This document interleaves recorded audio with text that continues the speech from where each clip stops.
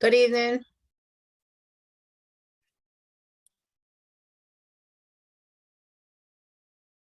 Good evening, everyone. Good night, everybody. Sorry for the late start. I had an engagement. I apologize. Good evening, all. I sleepy, Miss Dawson. It's my Okay. bedtime. This one ain't long. This one ain't long. We can get through this quickly. Okay, That sounds great. okay. What is the first name for ILO? Sorry. Oh, sorry, I could change it. I'll change it for you. Okay. So you can have it on the registration.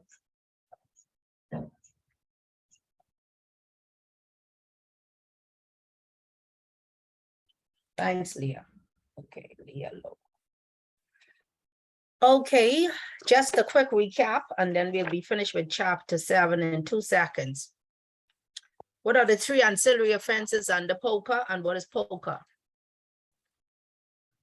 Proceeds of Crime Act. Somebody else could answer the other half. Okay. What are the 3 ancillary offenses? Failure to disclose by the MRLO, and tipping off. And how does these ancillary offenses, could the offender be charged with this, the major offender like your client?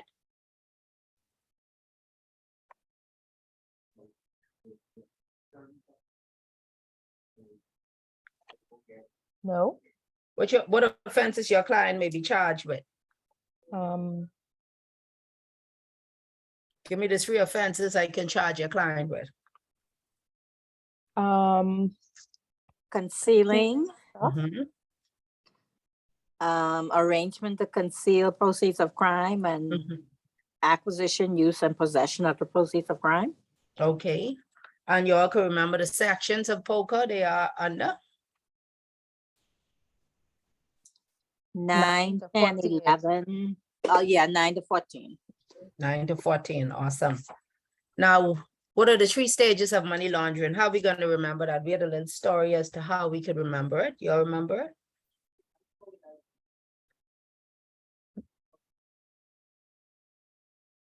Yeah. Number houses. it? Right, what we did. I remember from other courses that it's placement, layering, and integration. Right, so we put the money somewhere, then what we do, Move it around. right? We separate it, and then what we do. Make it look like it's real. So we integrate it, so we make it now legitimate. We legitimize proceeds of crime, eh? Yes. So that's how we can remember that one easily. Hopefully, that would be an easy way for us to remember. Now, where would we find the legal requirements for customer due diligence? Which act we'll find that under?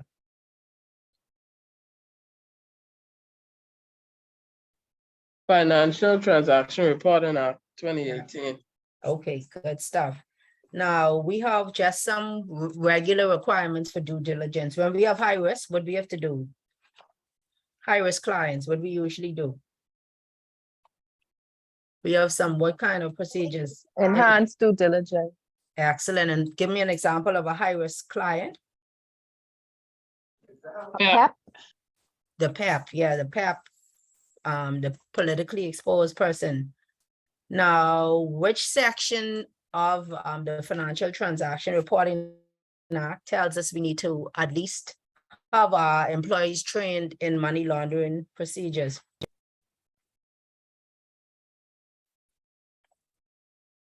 If it's the Financial Transaction Reporting Act, what is it under?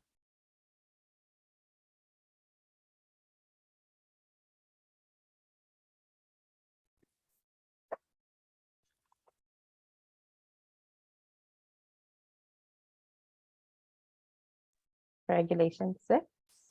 And that's what that is under. That's under an act? The financial intelligence transactions reporting regulation.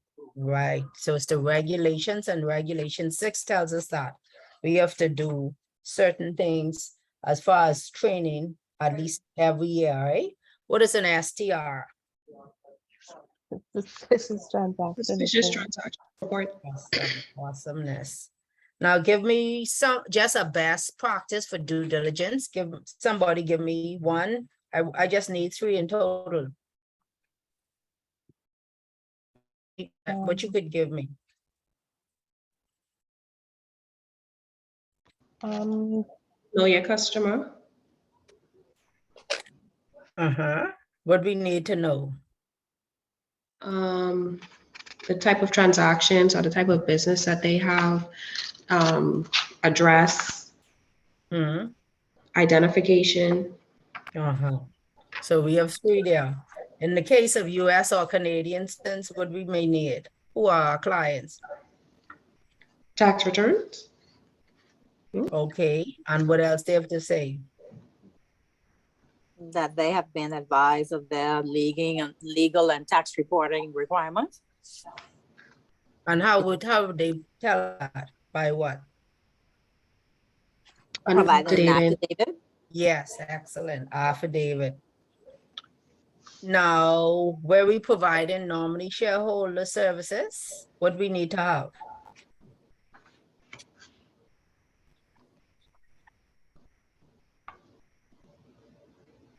Where we are either the management company or we are the nominee shareholder, nominee director, or we authorized to sign, what we should have. a declaration. Declaration of trust document. And anything else? The client must complete a what?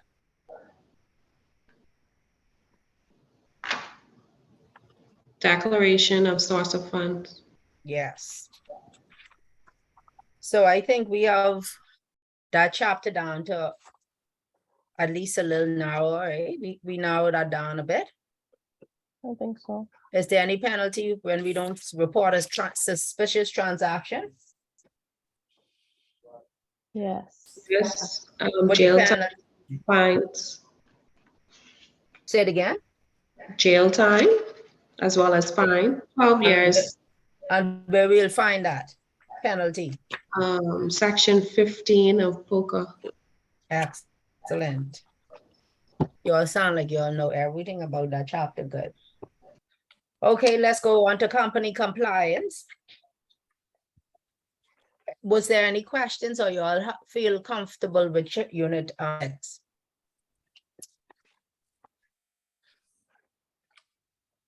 No questions from me. Okay, everybody comfortable then? Yes. I think that's my most comfortable chapter because that's Okay. some of the things that I have to do on a day-to-day basis. So just a few things I would have to, Okay. Work on, tweak a bit. yeah. Okay, so that's good. Excellent. Okay, so after this unit, we should understand the statutory requirements for company compliance, apply knowledge of company compliance to company administration, develop an awareness of the key components of effective compliance, gain an appreciation of the risk of non-compliance, and obtain practical skills in developing a strong compliance culture. Okay, I have to add somebody else. Or they just adding this, we go. I told them at the beginning of class, I apologize for the lateness. I had an engagement.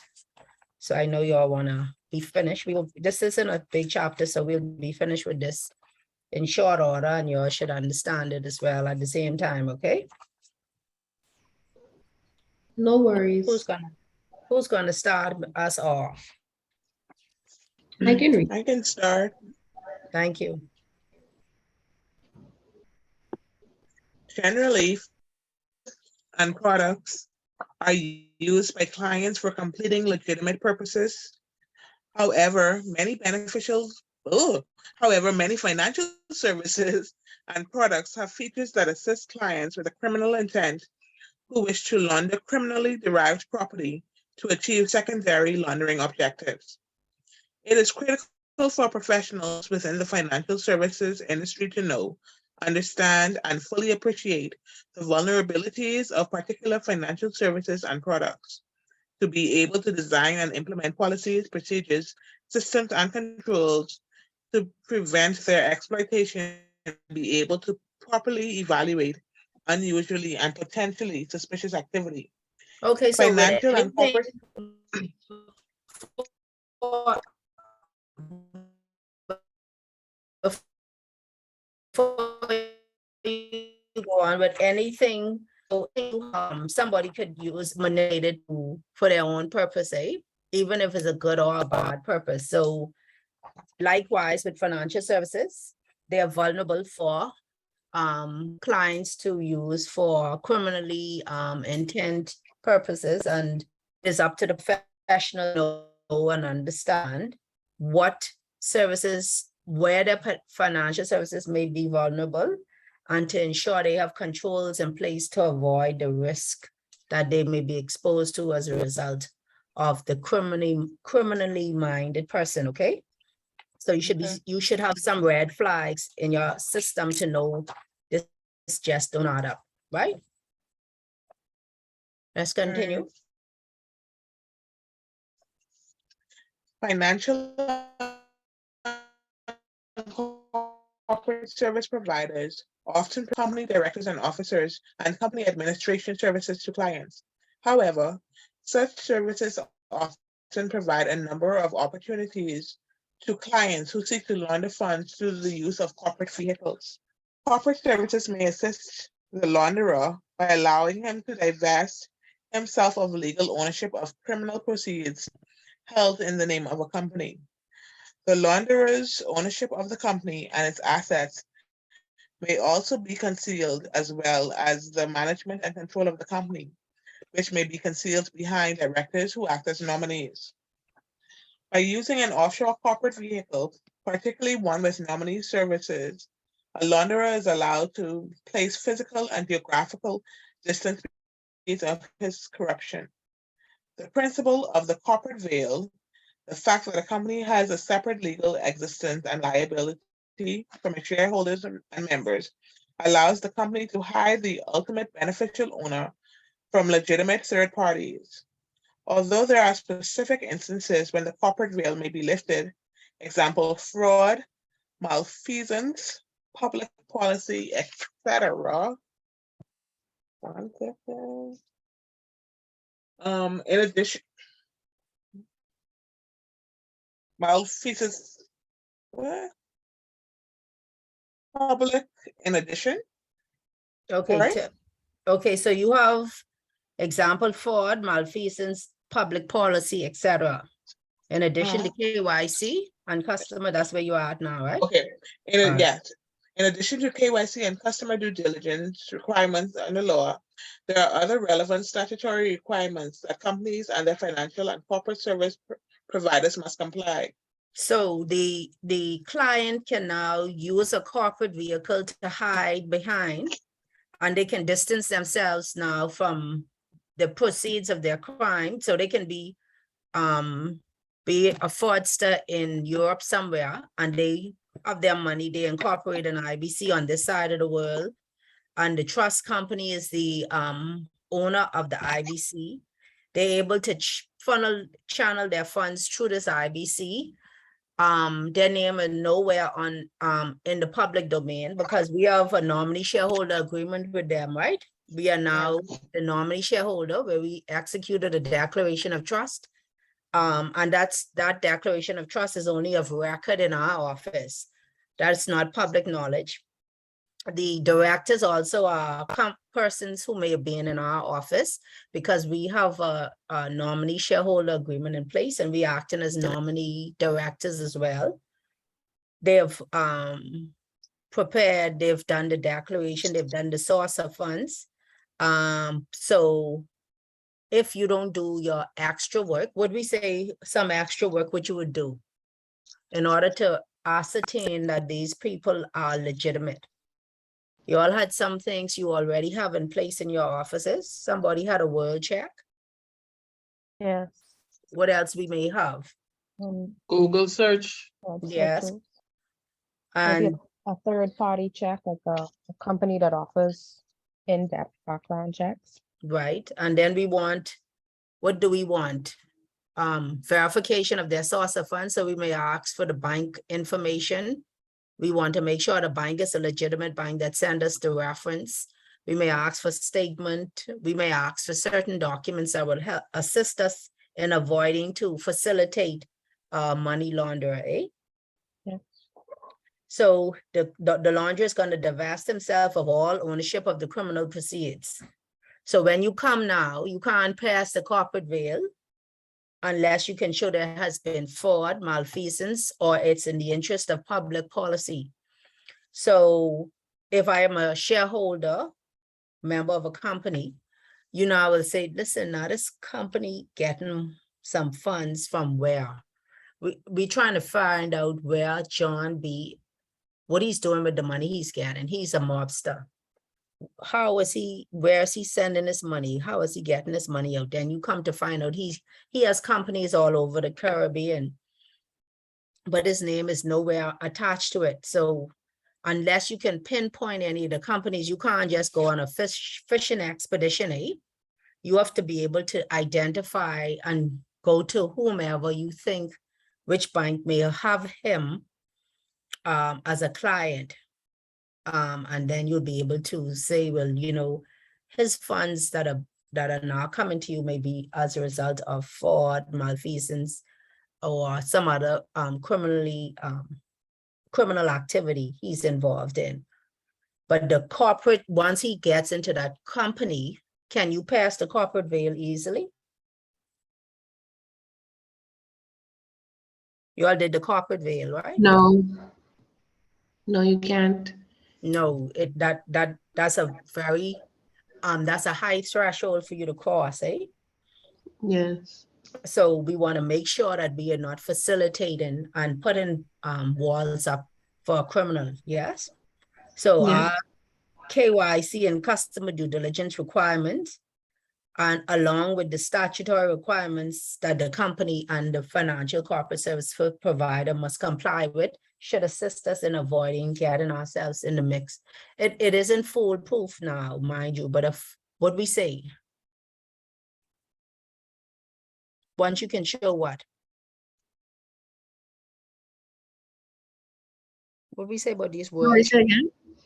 how are we going to show, even if somebody slips through the crack, how are we going to avoid being involved in charged with anything criminal or being negligent?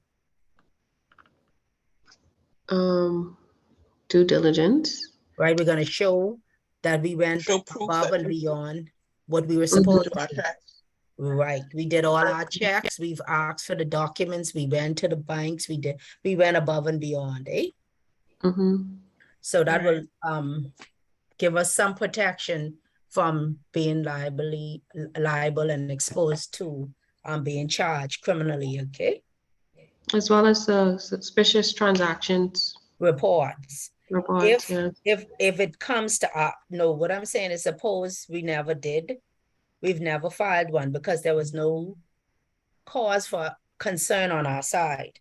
Okay. Because we've done all these checks, he really did a number on us, eh? Mm-hmm. Because it could happen. Now, if there's some suspicion and we didn't, then we'll be charged under what? One of those ancillary offenses, right? Yes. Because we facilitated him concealing or something else, eh? 1, 9, 10, or 11. What we could say, just let's use something that could trigger you to cause you to write a suspicious transaction report. I would say wires to different agencies or different businesses or different merchants, as well as the account number and information changing for the same business name. Okay, and then how about the frequency of funds in and out? Mm-hmm. not aligning with what the business that we originally took in as what the business would be operating as or doing or services Right. they'd be offering. Right, so you would have already set guidelines and you asked those questions. What kind of funds would you expect? This thing and the next thing, because had you told me you'd be transferring $1 million through your account every month, there would have been some more hoops you would have had to jump through before I would have opened the account for you, right? So Yeah. now 2 months back to back, you try to send out $1 million. There's something uneasy about that. Or you want me to send money to Iran or Iraq to some beneficiary there, Company, countries. right? So now I have to question you as a client. What are you involved in? That's a suspicious transaction. That's some red flag will come up, eh? That Mhm. wasn't a part of what we said your business would be about, how you get in these parts. Your brother lives over there. You didn't tell me you was going to be dealing like that. So and look at the amount you want to send to your brother on such a regular basis. So these things would raise some red flags, yes? Yes. Any questions? We understand the principle of the corporate veil, eh? Yes, ma'am. Excellent. I think Okay. all us should. Okay. All right, let's go ahead to international business companies.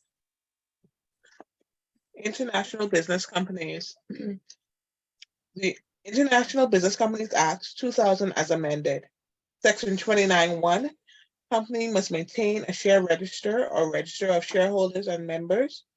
Section 44(1), company must maintain a register of directors and officers. Section 44(3), register of directors and officers must be kept at the registered office. Section 44(4), register of directors and officers must be filed with the registrar. Section 190, 1 and 2, requirements for a certificate of good standing. Section 165, 1, striking off. Section 166, restoration to the register. Okay, now this is a very short chapter. So I think we should be able to recite these sections easily, eh? Because we've already gone over these before, right? And now they're being brought to your attention again, eh? No, ma'am. No. Yes. Yes. I was about to ask if you don't have to remember this for the exam. I think this would be good if you could recite this in your answers, eh? It changes your mark from being 50 to 60, eh? You get Really? some extra points. Don't be like that, man. Yeah, man, because that means you really understand and you even could tell me what section to go to. You see, if you're in the front of a client and you're speaking to the client, you don't want to do as if you're speaking from your own knowledge. You want to tell them exactly where this comes from, why you need to do, because they're going to say, well, why I have to do this? And then you'll say, well, section so-and-so of the IBC Act says you have to do this. If you don't pay your fees, then you'll be struck off the register in accordance with section what? 165 and 1. Right. Now, you don't want to file your officers and directors. We just talk about this. What section says you need to file that? Section 44 and 4. And how long you have to file that? A year. You have 12 12 months. months. And we have a section that tells us you have to do that within the 12-month period, eh? Mm-hmm. We also have a section that tells us you must maintain a share register. Is there a penalty for not maintaining the share register? I think so. Yeah, we went over that in our little short unit last Thursday. Mm-hmm. What, you remember that? Yeah. But y'all just don't Whatever remember where. changes. Hmm? Right. Section So 180, I think it was. 180, which says we must make sure we keep it. You remember we had that, No, you must update it. That's what you're talking about? where we must keep a share register, Oh, at the office, at the registered office. right? And there's a penalty. You remember we had to insert that section? When we Right, said 180 right. was there, but 180 wasn't there. wasn't, yeah. Somebody just said it, 180. Yeah, 180. Yes. So you see these little, I mean, because we have these little snippets, These are supposed to help you in just being able to say why you're doing things, what part of the law directs you into how you should do it, and this easy for you to remember. Eh? What about requirements for a certificate of good standing? Your client wants a certificate of good standing, but you could tell them, no, you can't have that good standing. You didn't do this, you didn't do that. And they'll say, well, what you mean, where that is, why I can't get it, and what you will tell them.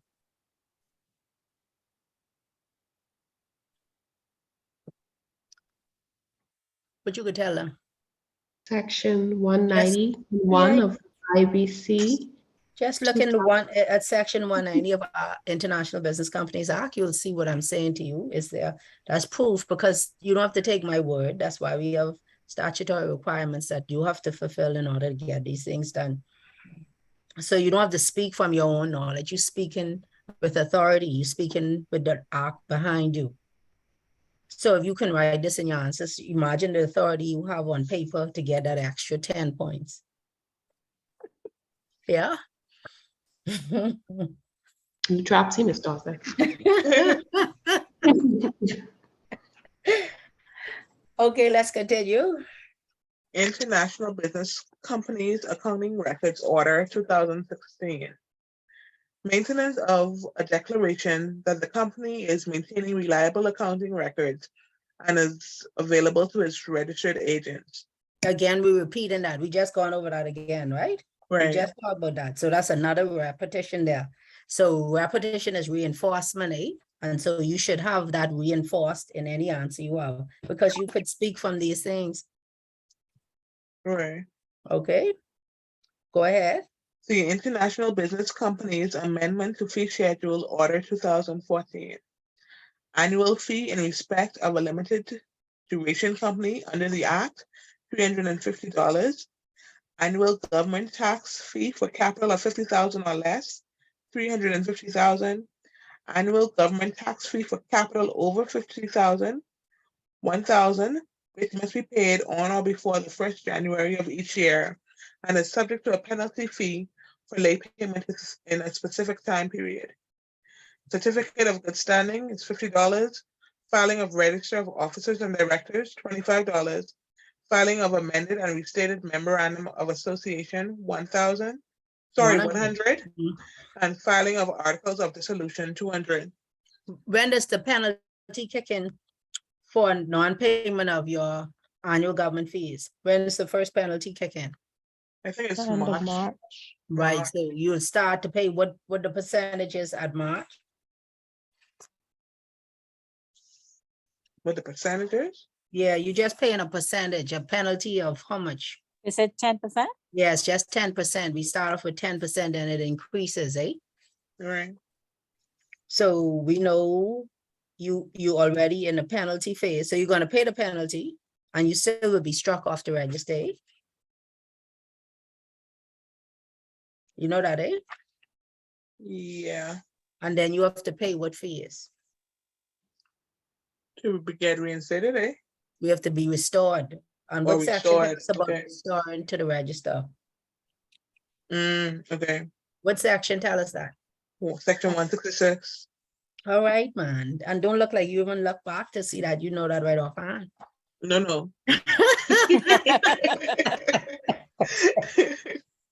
Why we filing articles of dissolution? Why we would be filing that? Because the company was dissolved, no? Oh, you're right. So we winding the company up, eh? Yeah. Right. Yep. We winding. Why would we file amended and restated memo of association?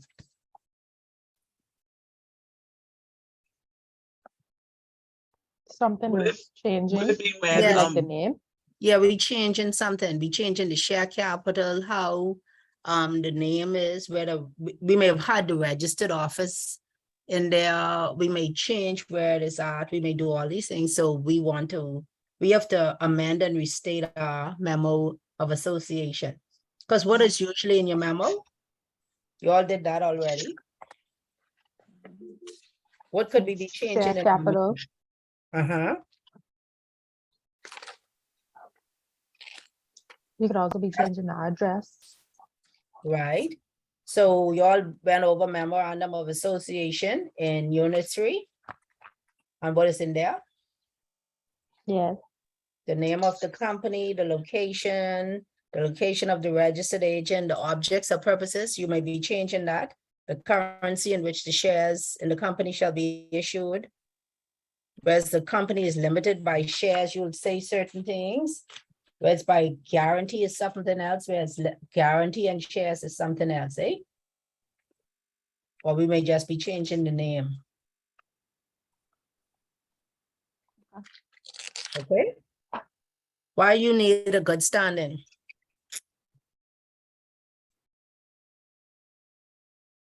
as proof that the company legitimately exists. Right, and that's for who? That's for me or that's for third party? Typically third parties like that. Yes. All right, any questions?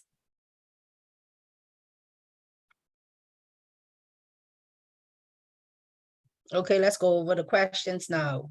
Number 1, it is critical for professionals within the financial services industry to know, understand, and fully appreciate the blank of particular financial services and products. Where we'll find that answer.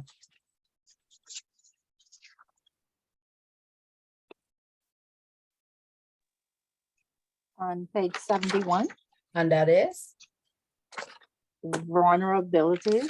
excellent. Number 2, corporate services may assist the launderer by blank of legal ownership of criminal proceeds held in the name of a company. Where would we find that answer? 71, paragraph 1, 2, 3, 4, And what is that? allowing him to divest himself of legal ownership. Excellent, by allowing.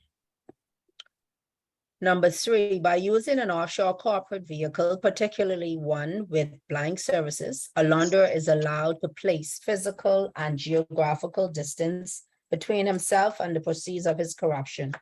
Where we'll find that answer. 71, what is it, 5? 2, 3. Nominee services. Okay. Number 4, the principle of the blank, the fact that a company has a separate legal existence and liability from its shareholders' members allows the company to hide the ultimate beneficial owner from legitimate third parties. Where we'll find that answer. Last paragraph, corporate veil. Excellent. And that's what page? 71. Excellent.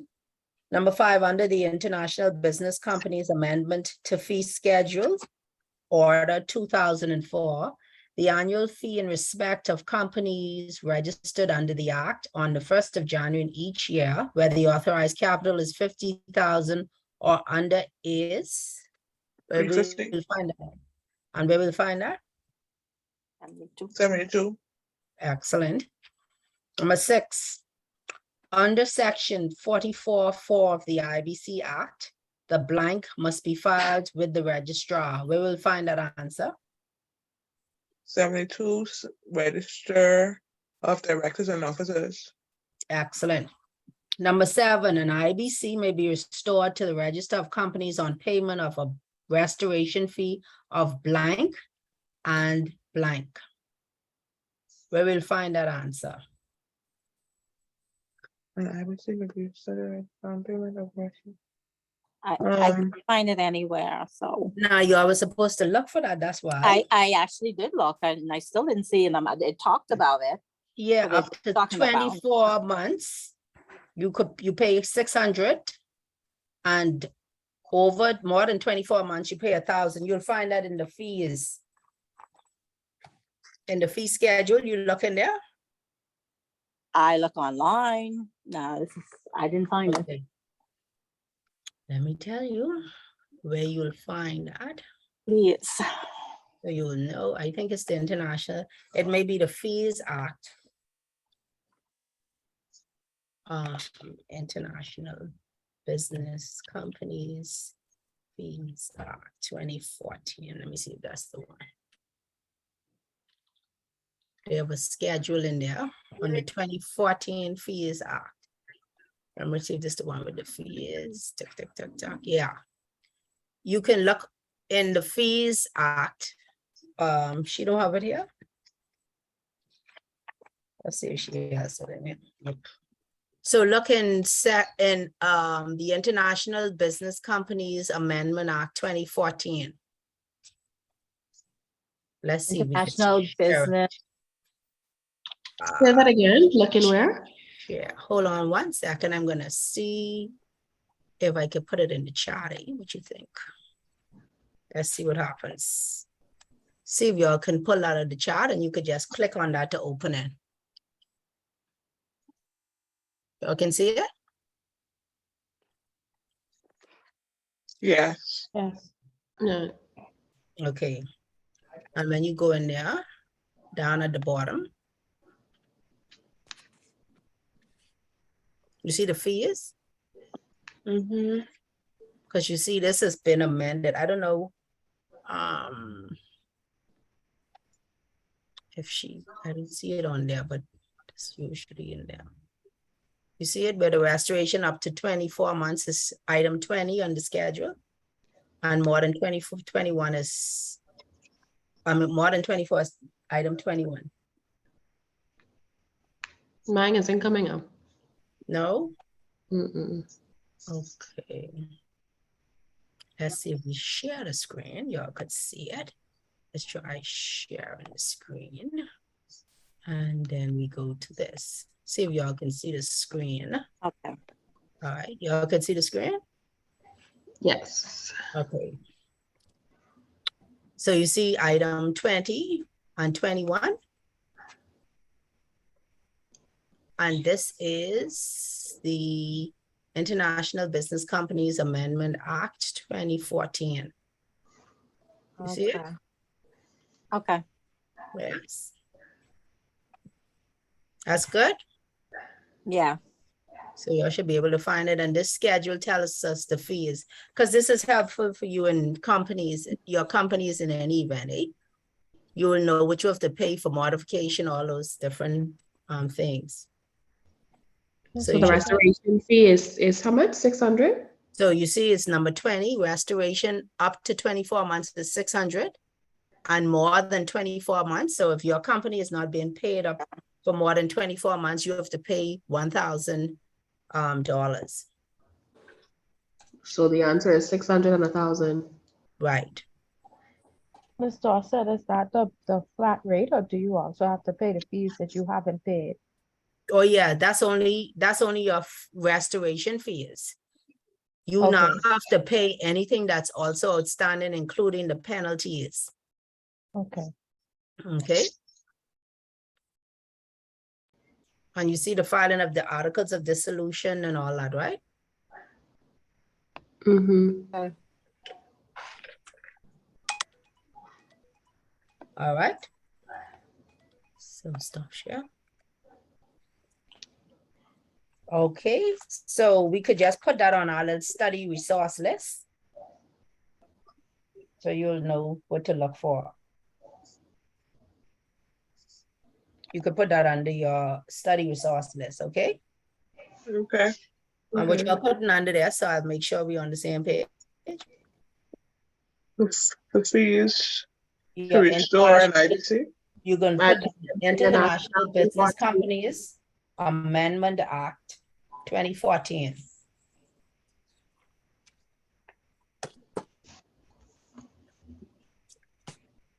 Okay? Mhm.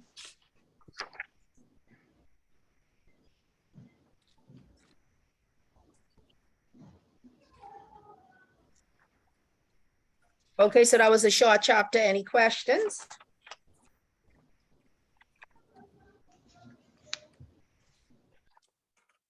Oh, we're good. Pretty good. Or No, just- ma'am. So you're good. Yeah. Yes, ma'am. Okay, so when I ask y'all any section of that IBC, y'all tell me right off the top. We'll try. You could try. Y'all try, eh? Yeah. Yes. Y'all remember anything about us filing something in 90 days? What that was? You remember that? Is that the declaration? The first Yeah. declaration? Accountant we had to do? declaration? What it was, sorry. Is that the first accountant declaration? We have to, what we have to do with it? What we have to do in 90 days? The expert, what we have to do, respond to who? Oh, the court, if there's an order to So show the book. if somebody comes and they want to see your, Records. right, your company records, a member or by their attorney, Right. Well, yeah, because you're And- supposed to have it at the office, to the registered office, so that you can see it. Anyone, Right. anyone can request to see it. right, because you have to keep the records or else that's where section 180 came in. That's what we was trying to remember what section 180 was. You'd be penalized, eh? We always Right. talking about that 180 was supposed to go. 180 was, that was what we, when we didn't comply, because we'd be in non-compliance then, eh? Of having the corporate records available at the registered office, eh? Right. That was for page 57, number 4. The question number 4 for the end of unit 5. That's what it pertained to. Right. Where we said failure to keep a share register under, but didn't we talk about about the share, about us, we go into court if you don't answer us within the 90 days? And Yeah. Yeah. what the court will do? They could fine you, They'll order you to allow them Okay. to inspect, right? Inspect- right? So you see how we tie in back what we would have done in the earlier chapter. Could there ever be a reason why you could not get in trouble for allowing them to inspect it? Well, you'd have to show, remember they said you'd have to show the court, then you'd have to prove, right? Right. You'd have to prove why you refused. But what should be available to them? Because this is similar with a trust. Remember we said the trust, they have right to information, the beneficiaries, eh? Under section what? Star said, I wish you could see how I'm looking at my computer screen right now. What's section 83? Y'all remember that right of information? I remember it, I just don't remember the section. Right, Yeah. section 83. These should be like, these are like basic and the foundation of what you're doing. You have to know some things supposed to be just like that's supposed to come as second nature because that's the fundamentals. So section 83 is a fundamental part of the act you should know, because that tells you that somebody has the right to information. What right of information do they have? Can they see your minutes? No. No. No, what they can see. Financial. Financials. They could see the financials. So you must keep your financials in order. And why would you not give them financials? You have a legit, you can get out of giving information to a beneficiary where what? Where it could maybe compromise what you've been doing to the benefit of another beneficiary. Right, so it could compromise another beneficiary because they're not using it for the purposes that they need to use it for. So you would have to prove to the court why you refuse to give the information. So likewise, in the company, you may refuse to give the information because they may be using it for the purposes of doing what? Exposing the company to liability, or exposing the trust to unnecessary liability, or exposing a beneficiary because they would have found out they would have given the information to somebody who should not have it. But you would have to be able to prove that. You just can't go on your own gut feeling, eh? You would have to show why you feel legitimately that's why you didn't give them the information.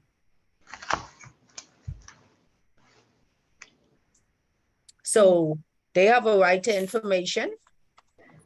And what that information is, section what? Section 83. That's for the trust. What for the company? Oh, Would this be section 44? I lost. Section 68, 8, okay. where they could inspect the company's records.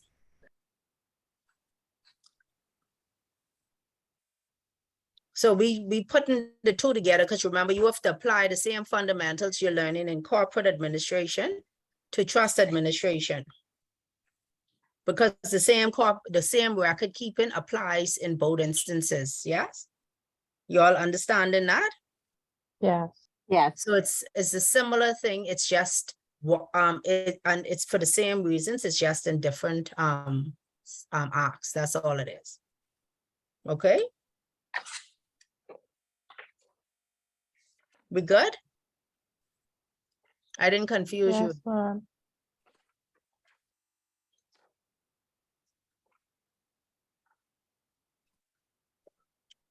That short chapter was good, you're clear on that? think so. Hmm? You think so? I think so. Excellent. Okay, so we have risk and governance and unit 8.